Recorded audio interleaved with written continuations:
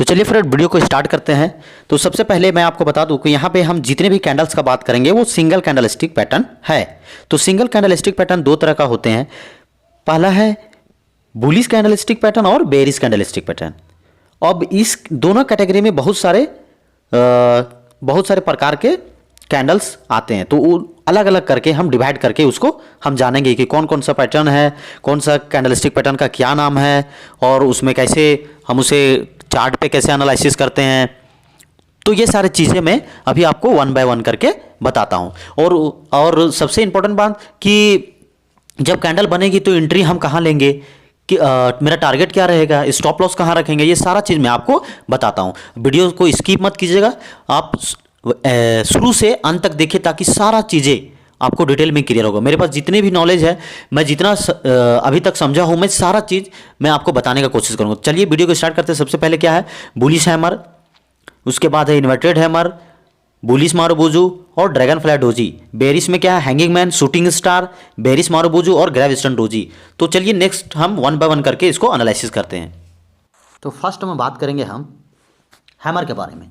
तो हैमर एक bullish pattern है और ये सबसे इम्पोर्टेंट बात है, ये बनता है हमारा सपोर्ट के पास।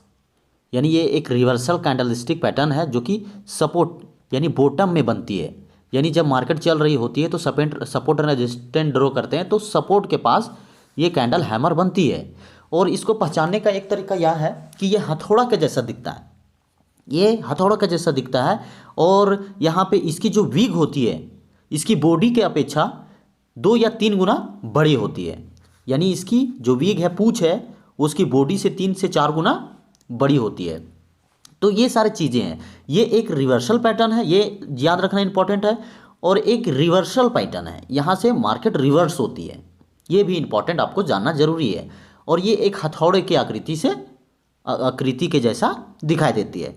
तो ये हैमर का आइडेंटिफाई करने का तरीका है कि हैमर जब भी बनेगा वो हमारा सपोर्ट के पास बनेगा, और सपोर्ट के पास जैसे बनेगा वहाँ से वो रिवर्स होके मार्केट को अप ट्रेंड की ओर भेजती है। तो इस कैंडलस्टिक पैटर्न में हम एंट्री कैसे लेंगे, स्टॉप लॉस कैसे रखेंगे, टारगेट क्या लेंगे, मैं आगे भी बताऊंगा। इससे पहले हम लोग एक और हमारे पास कैंडलस्टिक पैटर्न है, सेम टू सेम वैसा ही, हैंगिंग मैन।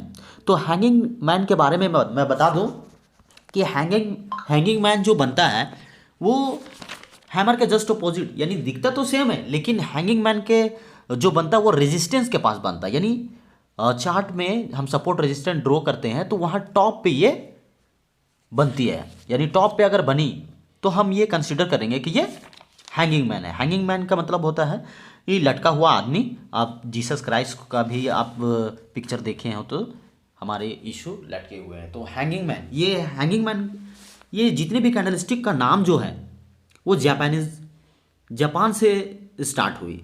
जापानीज लोगों ने इसको नाम दिया है hanging man, hammer hanging man. तो हैंगिंग मैन आपको पहचानने के लिए क्या करना होगा, सबसे पहले रेजिस्टेंस पे कंफर्म होना चाहिए। और रेड और green colour doesn't matter, colour इसमें मैटर नहीं करता, कोई भी कलर का हो सकता है। तो अगर सपोर्ट के पास अगर रेजिस्टेंस के पास हैंगिंग मैन अगर कंफर्म होती है तो हम क्या समझेंगे, वहाँ से मार्केट डाउनफॉल आने वाली है, यानी एक बेरिश कैंडलस्टिक पैटर्न है। तो दोनों आपको क्लियर हो। आगे चलते हैं, बात करते हैं इन्वर्टेड हैमर। हैमर के जैसा ही और हैमर के जैसा ही हथौड़ा ही है, लेकिन उल्टा हथौड़ा है। तो हैमर भी, इन्वर्टेड हैमर भी आपको रिवर्सल के बारे में बताता। जिस तरह से हैमर हमें बुलिश रिवर्सल के बारे में बताया, सेम वैसे इन्वर्टेड हैमर भी मुझे बुलिश रिवर्सल के बारे में बताएगी। और जिस तरह से हैमर हमने सपोर्ट के पास यानी बॉटम में नज़र आया, उसी तरह से चार्ट पैटर्न में देखेंगे तो इन्वर्टेड हैमर भी मुझे सपोर्ट पे बॉटम पे मिलती है। तो सेम है, कोई ऐसी दिक्कत नहीं है। इन्वर्टेड हैमर, बस आप ये याद रखिए कि ये उल्टा हथौड़ा होता है। तो इसका भी टारगेट, स्टॉप लॉस और एंट्री मैं आपको दिखाता हूँ। आगे चलते हैं, आगे वीडियो बहुत लंबी होगी तो जल्दी जल्दी हम कवर करेंगे। आगे है शूटिंग स्टार का मतलब होता है टूटता हुआ तारा। तो इमेजिन कीजिए तारा टूट रहा है, यानी किसी चीज़ कोई चीज़ नीचे से गिर रही है तो शूटिंग स्टार कैंडल आपको जैसे ही मिलेगी तो वहाँ मुझे ये समझना है कि मार्केट वहाँ से रिवर्स होके तेज़ी से गिरेगी। तो हैंगिंग मैन आपको जहाँ दिखा था, कहाँ दिखा था, रेजिस्टेंस के पास, तो शूटिंग स्टार भी आपको रेजिस्टेंस के पास ही आपको मिलेगी। तो वहाँ से मुझे ये अनुमान लग जाती है कि यहाँ से मार्केट में डाउनफॉल आने वाली है। तो ये हो गया आपका शूटिंग स्टार। बस ये याद रखिए कि टूटा हुआ तारा यानी गिरता है, समझिए शूटिंग स्टार मुझे जहाँ मिली वहाँ से मार्केट रिवर्स होने वाली। बात करते हैं आगे है आपका बुलिश मारुबुजु और बेरिश मारुबुजु। बुलिश और बेरिश मारुबुजु में सबसे इंपॉर्टेंट बात यह है कि मारुबुजु का मतलब होता है ताकत, यानी इस कैंडल में बहुत ताकत है। यानी मार्केट अगर आप ट्रेंड में जा रहा है, अब ट्रेंड में मार्केट मूव कर रहा और एक रेड मारुबुजु, एक रेड, ध्यान से सुनिएगा, एक रेड मारुबुजु कैंडल बन गई तो हम ये कंसीडर करेंगे कि मार्केट को वो रिवर्स कर देगा। रेड कैंडल बन गया यानी वो मार्केट को वहाँ से नीचे डाउन की तरफ ले आएगा, यानी मार्केट को बेरिश कर देगा। और ठीक इसी तरह अगर मार्केट अभी डाउन ट्रेंड में चल रही है और एक लंबा ग्रीन कैंडल बिना वीक का वाला बन गया, बिना वीक वाला बन गया, जिसे हम बोलते हैं बुलिश मारुबुजु, तो वहाँ से ट्रेंड जो होगा वो चेंज हो जाएगा। डाउन ट्रेंड में जा रहा था अब ट्रेंड में आ जाएगा, यानी इसमें बहुत ताकत है। ये दोनों रिवर्सल कैंडल आप कंसीडर कर सकते हैं कि दोनों ये रिवर्सल कैंडल है। जब भी किसी ट्रेंड को कंटिन्यू करते हुए एक दूसरा, यानी अप ट्रेंड में जा रही है, ग्रीन कैंडल बन रही है, अचानक रेड कैंडल लाल बन गई जिसमें कोई वीक नहीं, लंबा बड़ा रेड कैंडल बन गया, तो हम समझेंगे कि वहाँ से मार्केट नीचे आने वाली है, क्योंकि जो रेड कैंडल बनाएगी वो मार्केट को नीचे खींच लेगी। यानी वहाँ पे बायर और सेलर में बायर जीत गए। तो ये मैं बाद में बताऊंगा, ये सारे बाद में डिटेल में बताऊंगा। अभी नॉर्मली हम ये जानते हैं कि कौन कौन सा पैटर्न कैसे हो। अब हम बात करेंगे dragon fly doji. Dragon fly doji क्या है? ड्रैगन फ्लाई डोजी को हम तितली से पहचान करते हैं। ड्रैगन फ्लाई डोजी का मतलब तितली का आकार। हम ये जापानीज कैंडलिस्टिक पैटर्न में जापान के लोगों ने इसे तितली से संबोधित किया है। ड्रैगन फ्लाई यानी तितली।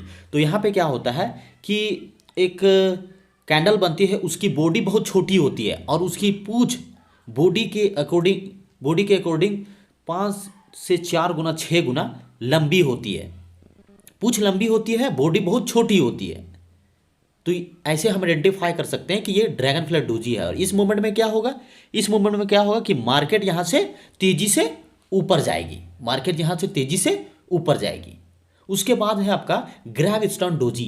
ग्रेवस्टोन डोजी का मतलब है, ग्रेवस्टोन का मतलब होता है कि कब्र पे रखा हुआ पत्थर। तो हम ये अंदाज़ा लगा सकते हैं कि कब्र पे रखा हुआ पत्थर यानी नेगेटिव सेंटिमेंट, यानी हम नेगेटिव सोच सकते हैं। इसका मतलब ये है कि कहीं पे सेम छोटी बॉडी और लंबी वीग वाली कैंडल जो रेड हो, अगर वो बने तो हम ये कंसीडर करेंगे कि यहाँ से मार्केट डाउनफॉल आने वाली, यानी वहाँ से मार्केट रिवर्स होकर नीचे आएगी। अब इसको हम कहाँ कहाँ आइडेंटिफाई करेंगे? आपका ड्रैगन फ्लाई डोजी आपको वो मिलेगा सपोर्ट, यानी चार्ट पैटर्न में सपोर्ट जहाँ ड्रॉ करते हैं सपोर्ट और रेजिस्टेंस, तो मुझे बॉटम में यानी सपोर्ट के पास आपको मिलेगा ड्रैगन फ्लाई डोजी। और आपको मिलेगा ग्रेवस्टोन डोजी, वो मिलेगा रेजिस्टेंस के पास।